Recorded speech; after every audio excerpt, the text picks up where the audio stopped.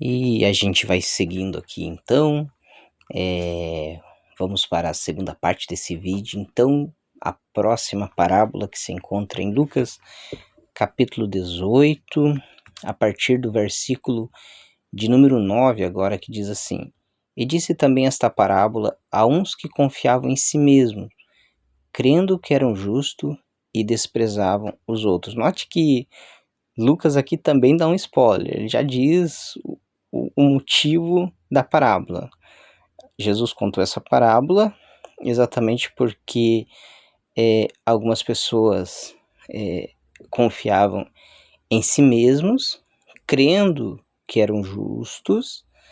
Isso não quer dizer que verdadeiramente eles eram justos, eles pensavam ser justos e desprezavam os outros.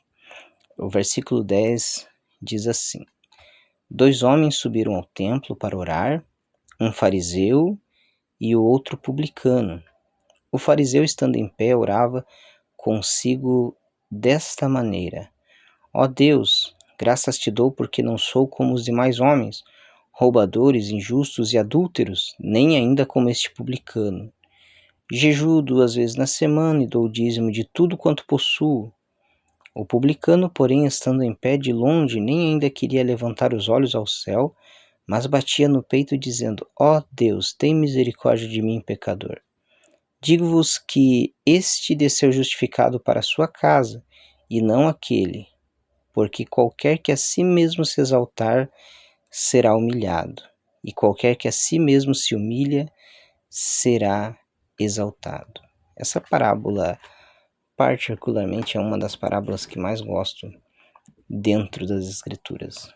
Ela nos traz forte advertência acerca de uma fé falsa, né? Aqui nós vemos que o fariseu acreditava estar correto na sua forma de buscar a Deus. Para quem não está habituado com a Bíblia, o fariseu ou o farisaísmo era uma das seitas judaicas no tempo de Jesus. Inclusive, se vivêssemos na época de Jesus, acredito ser a melhor escolha dentro do judaísmo pertencer ao farisaísmo. Eles eram pessoas que acreditavam em anjos, em coisas espirituais, aceitavam todo o Antigo Testamento como escritura divinamente inspirada, diferente dos saduceus, que aceitavam apenas o Pentateuco.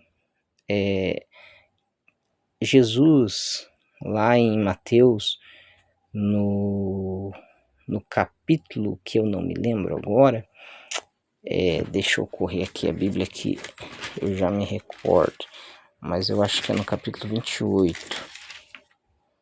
No capítulo 28, deixa eu ver aqui.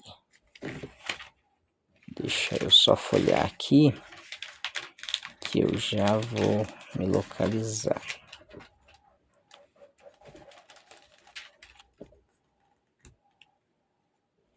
Não é no 28, é no 23. 23, exatamente. No capítulo 23 do Evangelho de Mateus, Jesus vai até fazer um elogio a eles, dizendo que eles possuíam autoridade espiritual. Logicamente que, apesar de possuírem essa autoridade espiritual, eles receberam correções por meio de todo esse capítulo 23 aqui, que eu não vou ler, porque senão vai ser bem extenso, mas o versículo 2 diz assim, ó: Na cadeira de Moisés estão assentados os escribas e fariseus. Todas as coisas, pois, que vos disserem, observai-as, e fazei-as, mas não procedais em conformidade com as suas obras, porque dizem e não fazem. Então, até esse versículo é bastante importante. A gente tem popularmente, as pessoas aproximam a palavra fariseu com hipocrisia, né? Então, quando alguém quer aí desdenhar da fé de alguém já logo lança essa palavra, ô seu fariseu, quer dizer, seu hipócrita, você fala uma coisa e faz outra, você não vive completamente aquilo que você diz da sua religião. E a gente fala então, ô fariseu, né? Mas na verdade o farisaísmo era uma boa religião, porém é importante a gente entender que na época de Jesus, esta religião, ela estava baseada em obras, eles eram legalistas. Eles procuravam obter a salvação por intermédio do cumprimento de algumas normas. Isso foi tão sério que eles duplicaram a quantidade de mandamentos, né? Havia os mandamentos da Torá, das leis de Moisés, mas eles criaram os seus próprios mandamentos com a intenção de agradar a Deus e com a intenção de se salvar. E essa parábola que nós acabamos de ler em Lucas 18 nos exemplifica muito isso. Como o fariseu da parábola, né, como eu já expliquei no vídeo anterior, uma parábola é uma história, é uma ficção. Por isso que o fariseu não tem nome, e também o publicano, que mais adiante nós vamos falar o que é. Mas isso é bem exemplificada a fé farisaica da época de Jesus. Como ele cumpria com alguns ritos, como ele mesmo diz, eu jejuo, eu dou dízimo, eu me abstenho de práticas pecaminosas, então ele acreditava estar correto diante de Deus e que poderia se gloriar disso, porque a sua salvação dependia da sua força. Nós entendemos no Evangelho que as coisas não funcionam dessa forma. Nós somos salvos por graça, por dom de Deus, por favor divino, por misericórdia e amor divino. É bem diferente, né? Mas essa passagem, esta parábola, nos dá um alerta também para os dias atuais. Se a minha fé ela não está centrada em Cristo, mas ela está centrada na minha pessoa, no que eu faço, no que eu sou, da forma que eu ajo, o quanto eu vou à igreja, o quanto eu oro, o quanto eu jejuo, o quanto eu ajudo o próximo, e eu procuro obter a minha salvação por intermédio dessas práticas, eu estou me igualando a esta parábola ou ao farisaísmo da época de Jesus Cristo. Eu não estou entendendo o verdadeiro propósito e o verdadeiro plano de Deus, que é salvar o homem pecador, né? Uma das características mais marcantes dentro de uma falsa fé, de uma falsa religião e até de um falso mestre, de um falso obreiro, de um falso pastor, é exatamente o fato do indivíduo se dizer impecável, né? Ah, eu não peco, eu sou superior aos demais homens. E é exatamente isso que Jesus, nessa parábola, diz bem assim: olha, aquele que procedeu dessa forma, achando que não pecava, que por cumprir algumas normas e alguns ritos e fazer alguma caridade ele estava bem, essa pessoa não estava se aproximando de Deus. Então, algo muito importante dentro do cristianismo é exatamente que a religião em si ela é vazia se a pessoa ou o centro da religião cristã não for o próprio Cristo, né? E aí a gente tem o outro personagem da parábola que é o fariseu. Quem é o fariseu? Não é o fariseu, né? Nós temos o outro personagem da parábola que é o publicano. O publicano, na época de Jesus, era o cobrador de impostos. Era um judeu que tinha vínculo com Roma e ele cobrava imposto da sua nação. Automaticamente, ele era considerado um traidor, né? Nós temos dentro dos discípulos de Jesus Mateus, que era publicano, que estava na coletoria. Jesus passou e Jesus disse para Mateus assim: Mateus, segue-me. Mateus deixou tudo. A Bíblia não traz explicação nenhuma. Simplesmente Mateus escuta essa frase de Jesus: Mateus, segue-me. e ele abandona tudo. Né? Não sei o que tinha Mateus, não sei, né, quantos anos tinha de coletoria, mas ele abandona tudo e segue a Jesus. Isso é maravilhoso porque nós entendemos o poder que há em Jesus, nas suas palavras, a ponto de poucas palavras de Jesus ter poder para mudar a vida de um homem, como mudou a vida de Mateus, um publicano. Uma das acusações dos fariseus contra a pessoa de Jesus nos evangelhos é que ele comia com pecadores, com publicanos, com pessoas que eram consideradas traidores da pátria.